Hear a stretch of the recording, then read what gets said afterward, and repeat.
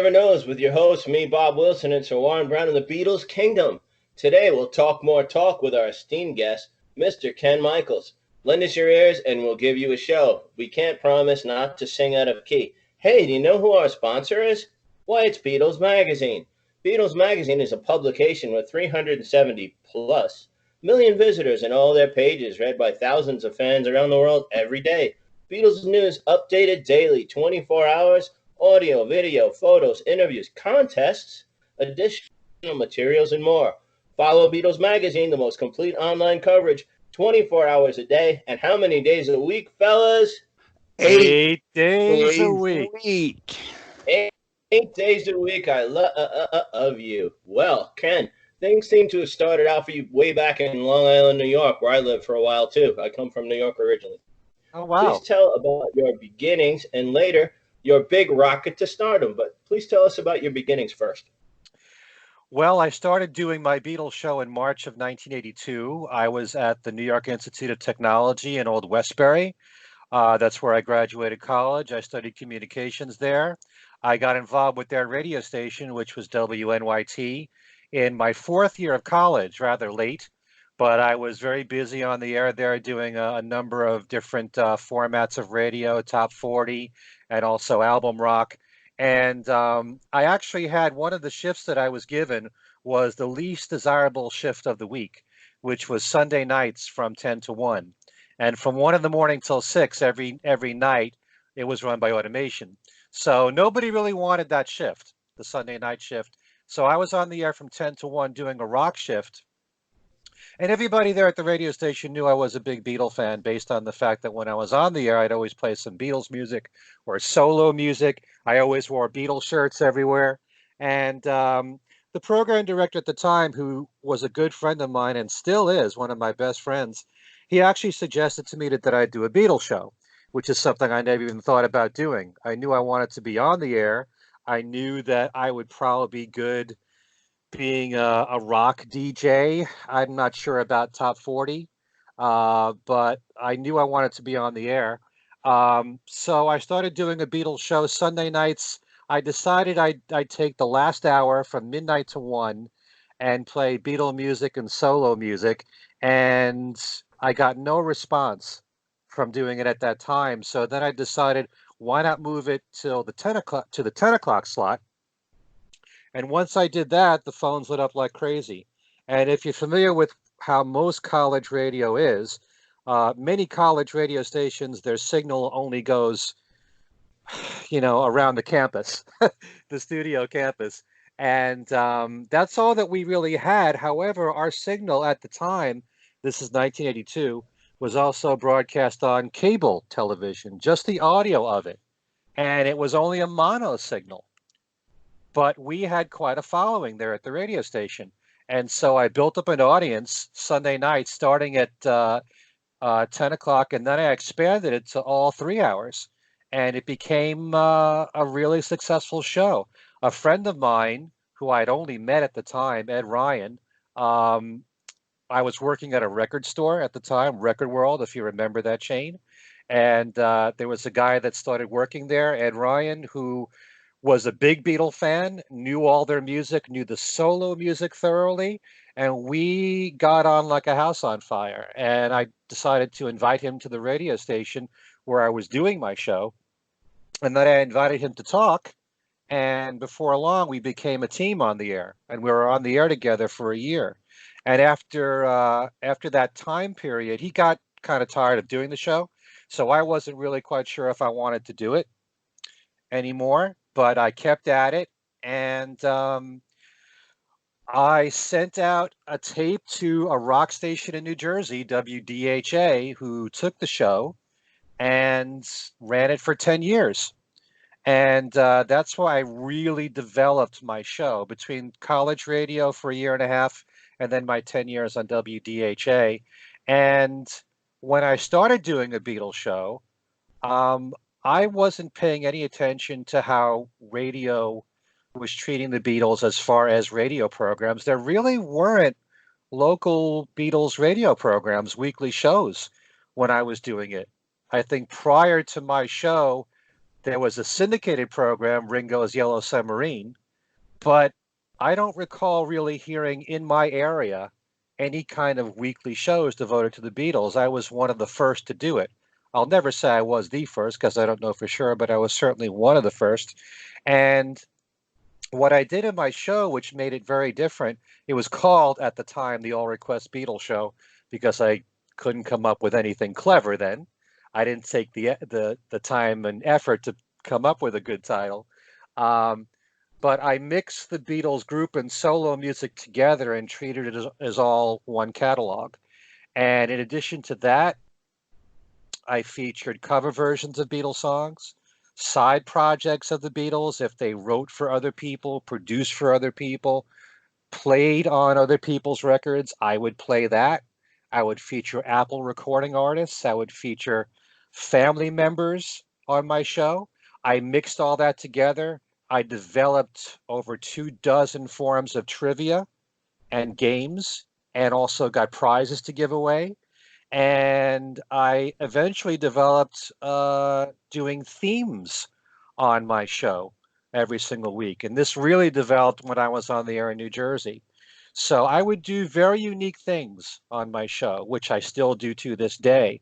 The show eventually became Every Little Thing, which is the name of the show now. Um, but for example, with my themes, I would do stuff like songs that feature Eric Clapton on it, songs that feature Paul McCartney drumming, songs whose titles start with the letter E.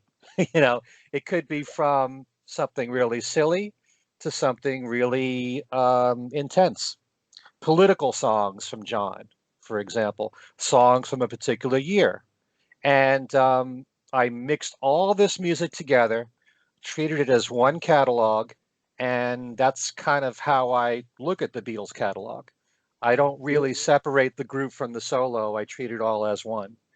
That's a And cool way to do it. But do you remember when John did that song for the Nixon campaign when he helped him win re-election? I kid. Sorry. no, but he did write "Come Together" for Timothy Leary. There you That's go. how it started. But yeah, so yeah, um, the show was really extremely unique, and I also did my own interviews with people in the Beatle world, people who work with them, Beatles authors. And if you mix all that together, not only that, when I was on the air on WDHA, I would broadcast Beatle news every week. So the Beatles were never treated as a nostalgia act with me, and they still aren't because you still have Paul very active and Ringo very active, and there's always new projects happening with the group, like all the box sets that have come out the last few years, and there's always posthumous stuff in the works between John and George. So there's always news out there. And so I was on the air for 10 years at WDHA. I didn't go back on the air until 1995. I was on an oldie station on Long Island, WBZO. It was better known as B103. And they hired me at the height of the Beatles anthology craze. They wanted to cash in on that. So they had me on the air for about a year.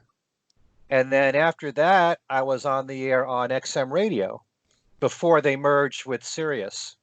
And this was from 2003, 2004, one or the other, till the beginning of 2009. The merger with Sirius happened at the end of 2008, and I was on 2 different radio stations on XM radio with Beatles programs. And once the merger happened, most of the XM people were let go. And I did my show Every Little Thing on their channel called Fine Tuning. It was heard on that channel. I also did features on their 60s channel, the 60s on 6. And I did Beatle News every single week. And I did something called Beatle Breaks. These were short features that revolved around a Beatle song or a Beatle album. And they ran that during their programming week. So I was heard on XM radio nationally for about 5.5 years there. Okay. And then around 2011, I took my show Every Little Thing and I had it syndicated. And it's now on 38 radio stations. It's a 1 hour show. It's got all the same elements as my live show, except news. There's thematic sets, there's interviews, um, and I'm very happy about that. Uh, it's quite a lot of work to not only produce a show every single week, but then at the same time handle the business side to get radio stations to take it. So I'm on a number of commercial stations, public radio, college radio, internet radio. And so I have 38 stations now carrying that show. And also something that I developed starting around 2009 when the Beatles remasters came out and Rock Band came out. I started a podcast show, a talk show called Fab Forum, which I was in for 2 years. I did exactly 100 shows with three co-hosts, and we talked about anything Beatles, group, solo, what was in the news. And then after that, I started another podcast show called Things We Said Today with Steve Marinucci, who does quite a lot of work and has been for many years, for decades, in bringing Beatle news to the world. He had a website called the Abbey Road website, which people went to for news, and he also had he always posts news on the internet. Um, Beatles Examiner he had for a number of years. So for a lot of people, it was a primary source for news. And so I did a show with him that was really a news-oriented Beatles show. We did that for a few years, and then I wanted to expand it so we can talk about anything, the group, the solo, and we got a few new co-hosts that we added to the show, both of whom wrote for Beatle Fan Magazine, and both of whom still do, Al Sussman and Alan Kozin. Al left the show a couple of years ago. Alan is still with me. I got Darren DeVivo to be one of my co-hosts, and he's from WFUV in New York City, a great rock station. He's been with them for 37 years, which is rare in this business for anybody to stay at the same radio station for that long. And Steve also left the show the same time that Al did. So right now it's me, Darren, and Alan doing the show Things We Said Today. And that show can be heard on Podbean, also on iTunes, and on YouTube. And in addition to all that, last year, actually it was when Egypt Station came out, I started a new show with three other co-hosts on just the solo Beatles called Talk More Talk, a solo Beatles videocast. It runs every other Monday night at 9 p.m. Eastern Time. I have three co-hosts, Kid O'Toole, who's written a book called Songs We Were Singing, Guided Tours Through the Beatles' Lesser-Known Works. She's also written a lot of columns in music on the Beatles and soul music. Another guy named Ken Womack, who's written a lot of Beatle books, the Beatles Encyclopedia, a couple of books on George Martin. It's a two-part biography on George Martin. Maximum Volume is the first one. Sound Pictures is the second. He just put out a brand new book on the Abbey Road album called Solid State. And Tom Hunyadi, who co-hosts a solo Paul McCartney podcast called Two Legs. And so the four of us were doing a show for a while. Ken Womack, who works as a dean at Monmouth University, has been so busy lately that he hasn't been able to make it for the shows. So we have Mean Mr. Mayo, who's a guy who's pretty well known on YouTube. He has his own channel. He's done a lot of shows on the Beatles. He does it alone, and the entertainment industry too. So he's been a part of the show. So that's a live broadcast every other Monday night. It's a video show. People can write in as we're talking about whatever topic we have. It's all about the solo Beatles. Although once in a while we do cover the group, especially if something new is happening, like the Abbey Road box set coming out just recently.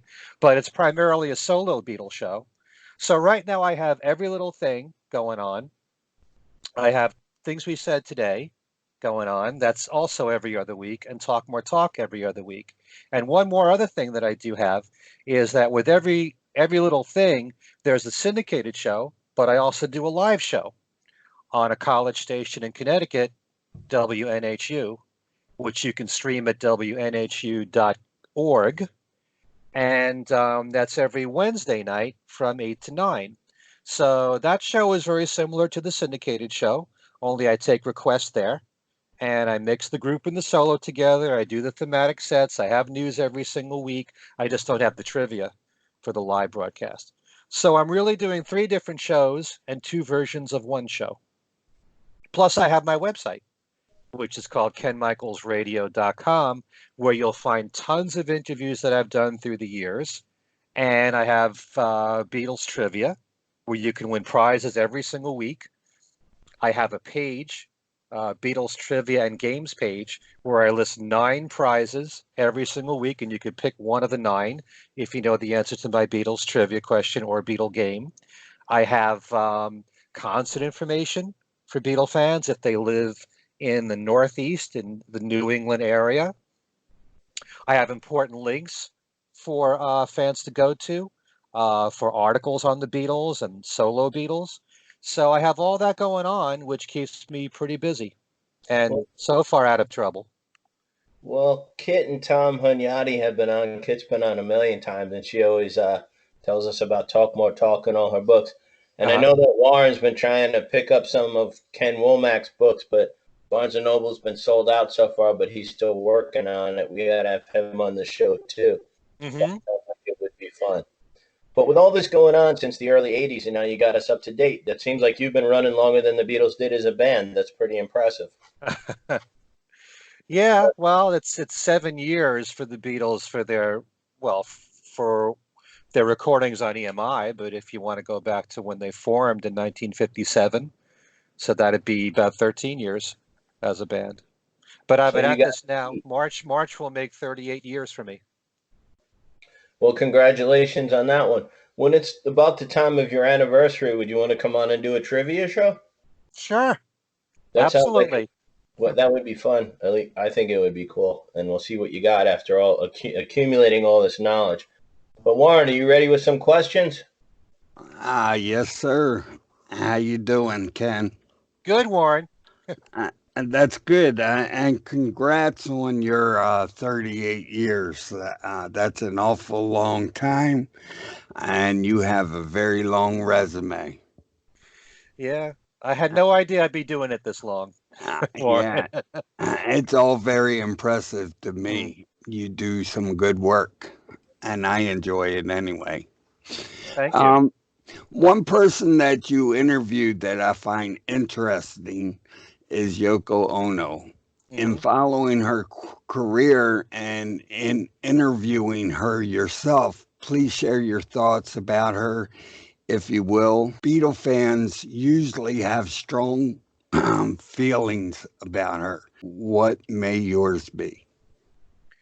Well, first of all, I've interviewed Yoko twice. Both times it was on the phone. One time it was when the John Lennon acoustic album came out. So she was there to talk about that. And I enjoyed my conversation with her about it. She basically put that album out because she felt that John hasn't been recognized as a good guitar player, and she felt that by putting out this album of acoustic guitar songs, people would get to hear how good a guitar player he was, and that everything was all self-taught with him. And in truth, even though sometimes Paul McCartney is recognized as being one of the best bass players, George Harrison gets some credit for being one of the best guitarists, and thankfully, a lot of people are recognizing Ringo more now for his drumming. I don't think John gets nearly the credit that he deserves for being a very good, intuitive guitar player. But she was very enjoyable to talk to, very easy to talk to, and I think the world of her. I really do. I mean, I wish that people would anyone that has a problem with her would recognize the fact that John Lennon found her fascinating. He not only fell in love with her, but he fell in love with everything that she represented. And she was from the avant-garde world, and she saw things differently than other people, and that was part of the fascination in John. She pretty much presented anything that she did as though it was art. And you could look at anything that somebody creates as being art, whether it's a great song or whether it's an album cover like the White Album. Yeah. Even that depending on how you look at it, that could be an artistic statement. John Yeah. saw all this freedom creatively with Yoko.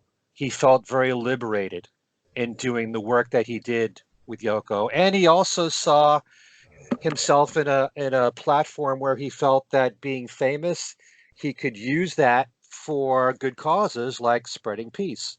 Mm. And so many of the ideas that John and Yoko did came from Yoko. And when the Beatles broke up, there were a lot of reasons why they broke up. And I think that anybody that studies their history has to acknowledge the fact that the Beatles couldn't have broken up for just one reason. There had to have been a number of reasons. I, But, I, I agree. Go ahead. and certainly John Lennon saw a whole new life with Yoko. And he felt that, it was time to leave the band. That was what he had to do at that time in his life, what he did with the Beatles. And it was time to move on. And, some people call that growing up. It's all about evolving and changing and accepting life's changes. And all four Beatles were changing in their own way. And I think the Beatle breakup was going to happen anyway. The big debate is what was the biggest reason why they broke up. And you can have arguments till doomsday about that. There are some people who think that the Beatles would have stayed together longer if John hadn't accepted Alan Klein as the Beatles manager and got George and Ringo to agree with him. Some people see that as the biggest reason. But, the Beatles were those four guys, nobody else. And if any one of the four of them left, then it wouldn't have been the Beatles. And John wanted to start a new life with Yoko. And also, I think George definitely wanted to break free from the Beatles. But at the same time, like everything else, life is complicated. It's one thing to want something. It was still difficult as hell, I think, for the Beatles to break up, especially even as much as John and George wanted to break. These were their own best friends. These are guys that Mm. grew up together and shared so many life experiences together and became the biggest band in the world. No matter what, it wasn't easy for them to break up. Mm. They all had apprehensions. They all, I'm sure, had insecurities, all of them, and so for John to do what he did with Yoko took a lot of courage, and I Mm. applaud him for that. And But so do I. for people who are so used to the commercial world of pop rock, for someone like Yoko to come along who's completely out of left field, a lot of people just don't understand it. And to this day, I admire a lot of the work that Yoko's done. I still am not crazy about the screaming part, when she does screams. And unfortunately, that's all that most people know. The general public thinks that almost all of her music is that way, and it's not. If you Right. actually took the time to listen to her catalog, you'd find that a lot of her music is quite melodic, very interesting lyrics, and she was an influence on a number of artists. And quite a number of different artists have covered her music, which has got to tell you something Right. right there. But Yoko is constantly doing things to keep John's name out there and to spread the message of peace. It goes on all the time with Yoko, and she doesn't get nearly enough credit for it. And so, and I also don't think of the Beatle breakup as being a terrible thing. Right. I really don't. I mean, it was beautiful while it lasted.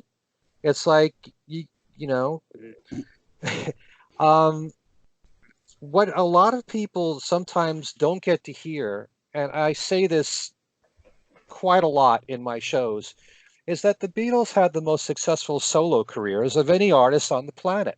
Mm. We all know how great they were as a band. We know they were the most successful band commercially. We know they were the most influential band commercially, and they deserve a ton of credit for that.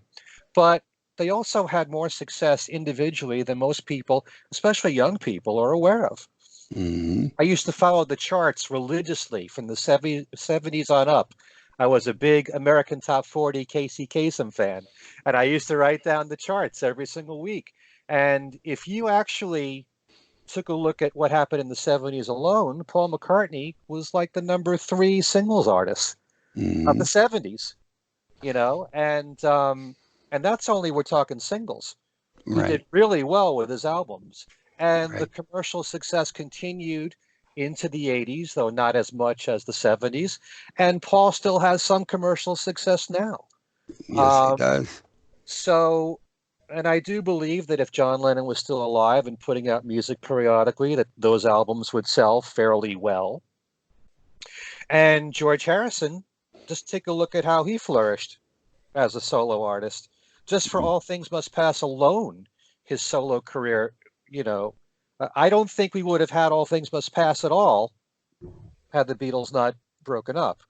I agree with that. So, um, you know, I'm more and more appreciative of what the Beatles did as a band. Right. And the older that I get, the more I'm astounded at what they achieved as a band. But I love the four Beatles for being four of the greatest artists of all time first, whose career started as a group. And that's how I look at them. And that's very different from most people who don't know the solo music that well. Right. Well, what a great analogy about Yoko. And I try to explain to people exactly your same sentiments about her. And you know, people argue with me time and time again about the same things. And I'm glad you brought that to light on this show. And I feel the same way. And I also feel the same way about the Beatles as a group and as solo artists as you do too. Very good analogies, and it was nice to hear. Can There's you there's tell? there's one other thing I'd like to add, Yeah, go because ahead. since, you know, I get asked the question all the time about the Beatle breakup and what caused it. And you can ask 100 people that question and get 100 answers. Hmm. But I think that Yoko herself gave an explanation, which to me is probably the most accurate of all of them, which is there was too much talent to keep contained in that band. Mm, George good, Harrison good. alone was ready to explode. And you Right. can tell that from All Things Must Pass. Yes. Yeah. Yeah. That's actually 3 or 4 albums combined. I agree. Have you ever met any of the Beatles or seen them in concert, or who were the ones that you have interviewed? Well, I never got to see the Beatles as a group in concert. I was way too young at the time. Okay. And of the four Beatles, I've seen all of them except John in concert. I've seen Paul and Ringo so many times now, and I'm very grateful that they continue to tour, and I will see them if they're ever in the tri-state area. I will always see one or two shows from Paul or Ringo. I only got to see George one time, and that was on the 1974 tour. I saw him on Long Island at Nassau Coliseum, the Nassau Coliseum. Hmm. So I'm very grateful about that. A good friend of mine, Charles Rosenay, I don't know if you know the name, No. but he started the magazine Good Day Sunshine a long time ago, and he's organized Beatles trips to England every single year. It's always Liverpool and some other major city. Sometimes it's Hamburg, but he actually organized a trip to Japan for when George toured there with Eric Clapton, and it was too much money for me to spend, and now Yeah. I regret not going so much Uh, because on that trip, Charles was able to get two different concerts, tickets for two different George Harrison concerts in Japan, and the people that joined him on the trip got to meet Eric Clapton, but not George. mm, But I still wish I had gone to that. But man, I'd be kicking myself if I didn't see him in 1974. right. Yeah. Yeah. I talked to a girl on one of our shows. Pat Mancuso was her name. Uh-huh. And she has met George, and she's got pictures of herself and George that I just think are awesome. As I was looking at them, I was thinking to myself, man, I wish that could have been me. What's your favorite period of the Beatles, the early, mid, or later? Okay. Before I answer that, I didn't answer whether Yeah, I've met any of them. yes, I'm sorry. Go ahead. That's okay. I've interviewed Ringo 3 times, and one time was on the phone, two was in person. And the first time that I interviewed him was on August 28th, 1992, because he was doing a concert in New Jersey at the time at Waterloo Village. And if you have been to the All-Star Band shows, in the for quite a long time, in the middle of the concert, he would have individual members do their own songs, so it Mm, wasn't the full band. So Ringo took a break, and in the middle of that, I interviewed him for 5 minutes, which was a great experience for me. I think he got a big kick out of me because I wanted to talk to him about his songwriting. right. A lot of people don't realize that ever since the Vertical Man album, Hmm. that he has actually co-written almost every single song on all of his albums. Now Hmm. he did a little bit of songwriting in the Beatles with "Don't Pass Me By" and "Octopus's Garden," and of course there's all the songs with Vinnie Poncia that he co-wrote in the '70s, and a few songs with Joe Walsh, and writing a few songs with George Harrison too. Yeah. Um, but from Vertical Man on, he has been very prolific as a songwriter, and I wanted to bring that out, and he really appreciated the fact that I mentioned that. Yes. Yeah, really, I do too. Because he's not known to be any kind of songwriter. And yeah, that's very interesting to me. And I'm glad you brought that up. Yeah. And when I was in the podcast show Fab Forum, I interviewed him with the other co-hosts. That was Right. when he put out the album Why Not? So all the questions really were directed towards that album. But Okay. I never met Paul, although I went to a press conference and asked him one question, and that's it. So I'm always trying to I'd give anything to interview Paul McCartney. But Right. this was when he started touring again in 1989. And at the time, the big news was the Flowers and the Dirt album. And then the previous album, Press to Play, which is one of my favorite McCartney albums. Mhm. He was writing a lot of songs with Eric Stewart from 10cc on that album. So I Mhm. asked him the question, how did you like working with Eric Stewart? I really love the songs that you wrote together on Press to Play, and some people in the audience there actually clapped when I asked him that question, and he basically said, "Yeah, he had a good time working with Eric, and they're still good friends, so you never know." Right. So nothing has happened since then. But now I never got to interview Paul, and I never met John or George. But Ringo, yeah, I interviewed 3 times, two in person. Yeah, well, that I would have enjoyed that myself. And yeah, that's very interesting. Good stuff you have there. Mm. I'll get back to my question, and sorry for cutting ahead of you there. But what favorite period of the Beatles do you like? The early, mid, or later years? You talking strictly as a group? Sure. You can go both ways if you want. Um, it's really tough to say because it's my favorite Beatles album is Abbey Road. Mhm. Um, but I can always be in the mood for any of their albums. Uh, It really, I just go by my own gut feeling with what I feel like listening to. I find it fascinating how much they very quickly grew mm, from, especially Rubber Soul on. That's so fascinating. That's mm, probably the one thing now that um, I'm so floored by when it comes to the Beatles was how quickly they grew in such a short period of time. Um, as you get older, your concept of time gets to be a little warped. And so mhm. certain things that I thought happened 3 years ago happened 10 years ago. You've been through that, Yeah. which makes you realize that from Love Me Do through the Abbey Road album, or whenever you want to consider their last recordings, I Me Mine, whatever. That was only 7 years. Right. 7 years is nothing. I know it's not. 7 years isn't even a pimple. And That, what they managed to do in that short period of time is mind-boggling. yes, it Even is. with all the information that I've accumulated and that I've read from all the books, especially what Mark Lewison has written and everything, even with all the information that we've gathered, it makes it even more unbelievable that they could achieve what they did. Hmm. Um, so it depends. Sometimes I really am more in a Rubber Soul Revolver mood, but Right. as someone who loves the Beatles for so many reasons, but I love the eclecticism of the music. There's nothing like the White Album in Right. that regard. There's no album ever in the history of rock and roll that is more eclectic than the White Album.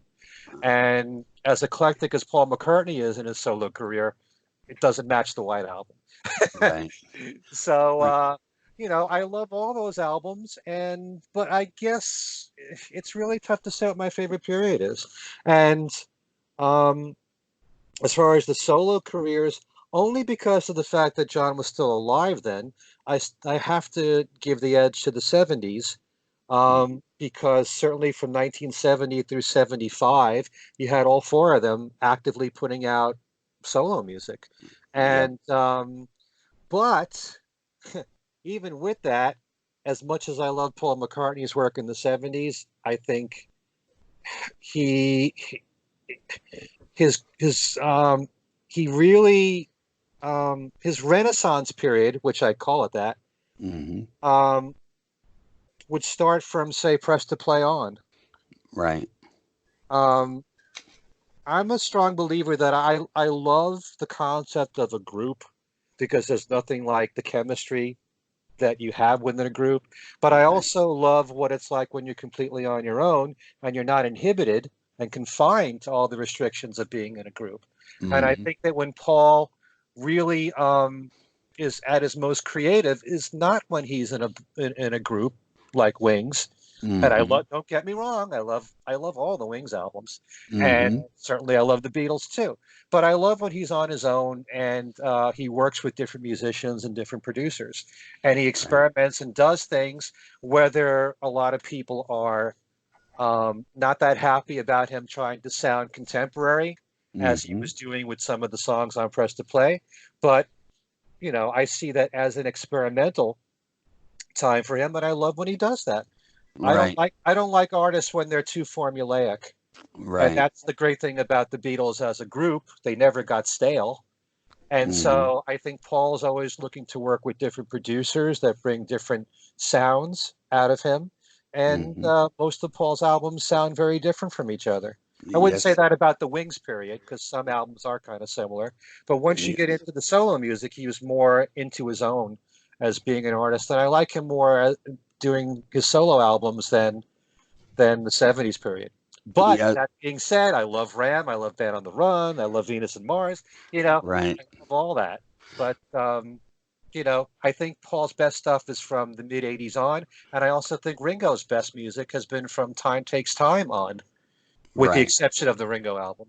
And Right. George was consistent throughout his career, I think. You know, Hmm. um, and I love all of John's work. Right.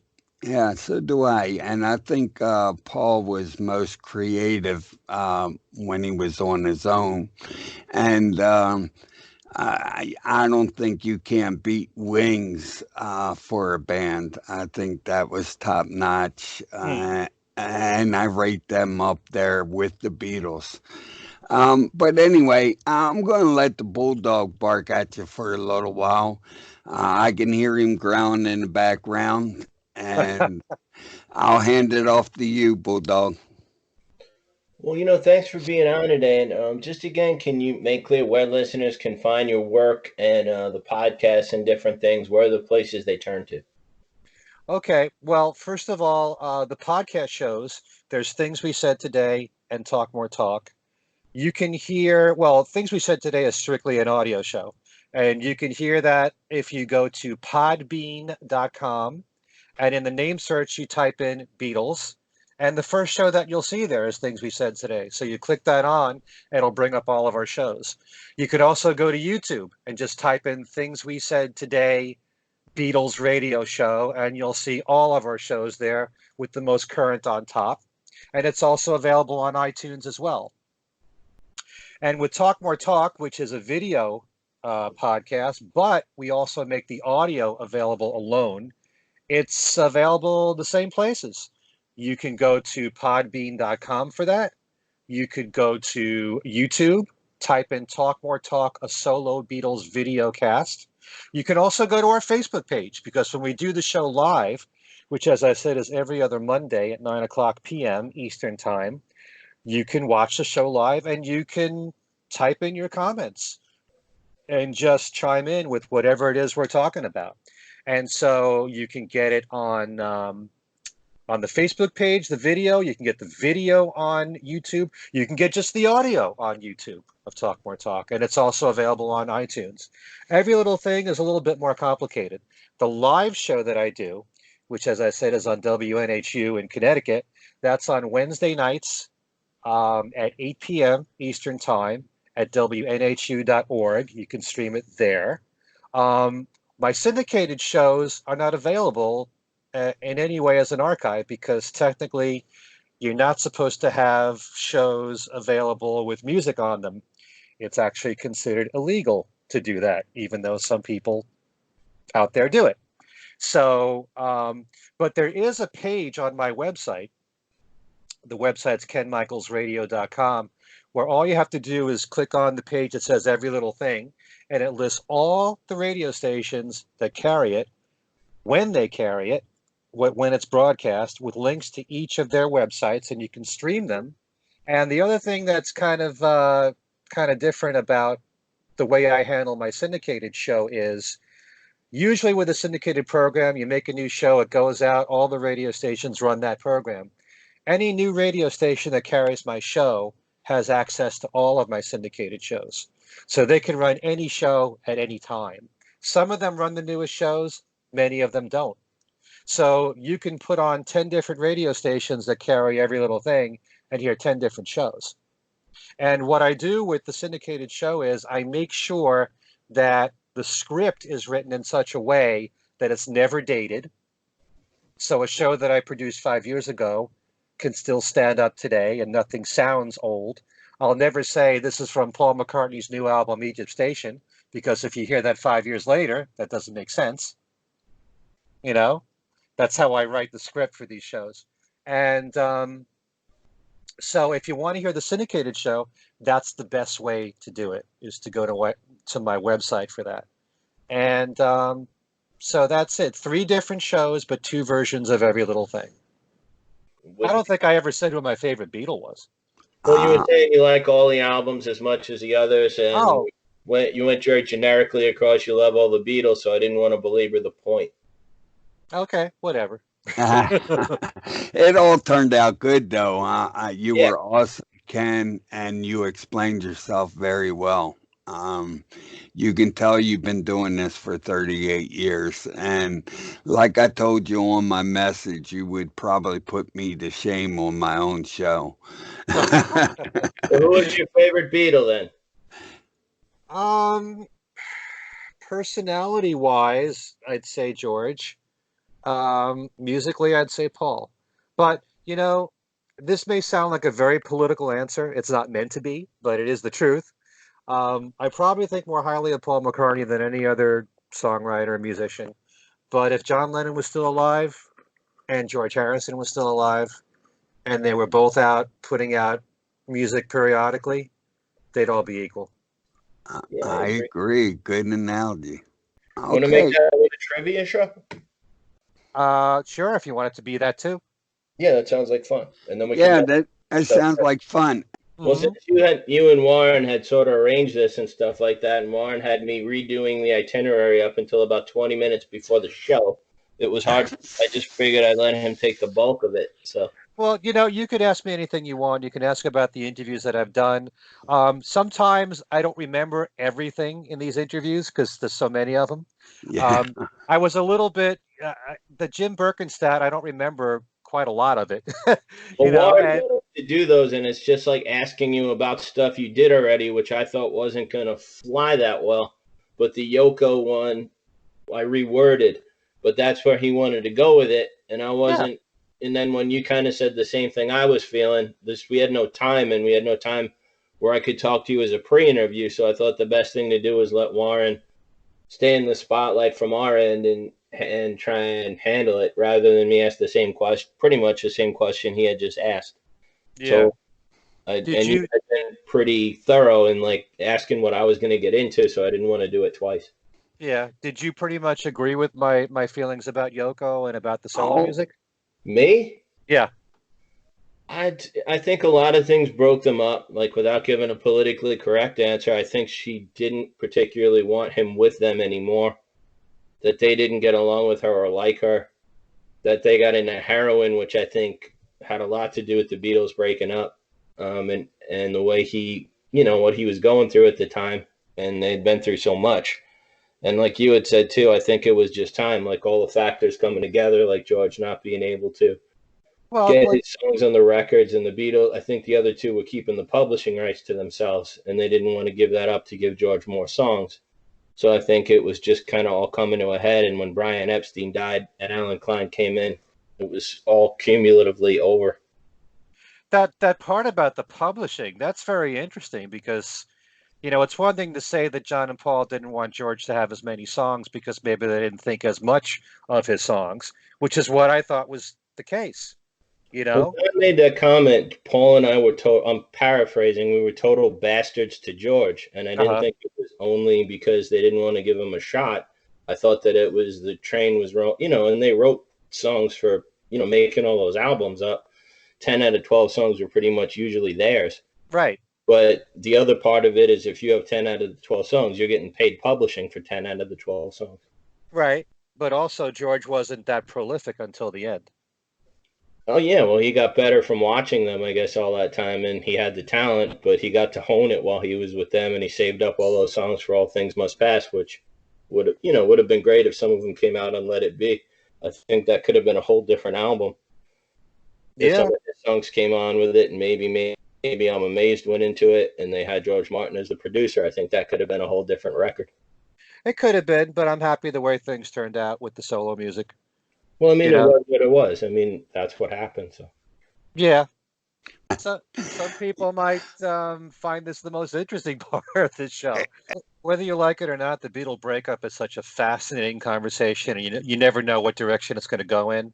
And exactly. the fact that there was that discussion recently about the other meeting that the Beatles had recently, where yeah. they actually recorded for Ringo, who was in the hospital at the time, their next plan to make another album after Abbey Road. And it's fascinating, because I didn't realize this till Alan Kozin told me on Things We Said Today, that really was their plan. It wasn't like they were discussing, should we do this? They were going to do it. That's why they made the tape to give to Ringo in the hospital, to let them know that was what they were going to do next. But the comments that were made during that meeting, where Paul was just saying, well, to tell you the truth, I didn't think your songs were all that good, you know, all of a sudden it set off this firestorm in social media, what an ego Paul is and blah, blah, blah, blah, and hey, you can go back to John not accepting Isn't It a Pity in 1966 because he was writing that, during the Revolver period. Um, these are just guys that know each other so well. They said whatever they felt in the moment, and you can't take what one person said one day and blow it up out of proportion like that. That stands for every day of their lives. So, you know, it's so fascinating how intricate and complicated the whole mess was towards the end. And I don't, I never think that it's a sad thing that the Beatles broke up because we got so much more music out of them as solo artists than we would have had if the Beatles had stayed together and not put out solo music. But the sad thing was how it affected their friendships, especially with Paul. That's the only really the downside of it, you Mm-hmm. know. Sure. So Anyway, I'd love to have seen what they did naturally, like if they had gotten together in '74 when he was doing Venus and Mars. Like I'd love to have seen what would have come of that, but it wasn't to be. And I'd love to well, have seen what Let It Be might have been if it wasn't done under such bad circumstances. Because I think Paul did have a lot of the good songs, and there really were Paul's. I think he was trying to pull it together, and the other guys had just sort of lost interest. and they also didn't like Twickenham Studios, and it was cold, and they were coming in the morning, and they weren't crazy about it. And it was very soon after the White Album. Maybe they needed to take more of a break. So, And I guess they weren't morning people, right? Most people aren't. well, it's been my experience. Most musicians, if I could say it, most musicians aren't. So, yeah, but we could have more conversations. All right. Well, we have a tradition on this show, and we usually close singing the song "The End." I was wondering if you'd be willing to help us keep that going. I hope you don't lose any listeners from my singing. Yeah, it could be anywhere from we usually sing ourselves. So. Hey Ken, they're gonna leave when they hear me sing anyway. So. Well, we'll start off with me singing "And in the End," and then Ken, "The Love You Take," and Warren will finish was equal to "The Love You Make." How does that sound? Okay, So you guys ready? I'm ready. Ready. All right. And in the end, The love you take is equal to the love you make. All right, Ken, I want to thank you again. Thank you, guys. I really appreciate it. And thanks for being here. We got to come back and do that trivia show, and you can talk about that anniversary when it comes up. I look forward to it. Okay. Very good. It sounds great to me, and thank you again, Ken. Thank you, guys.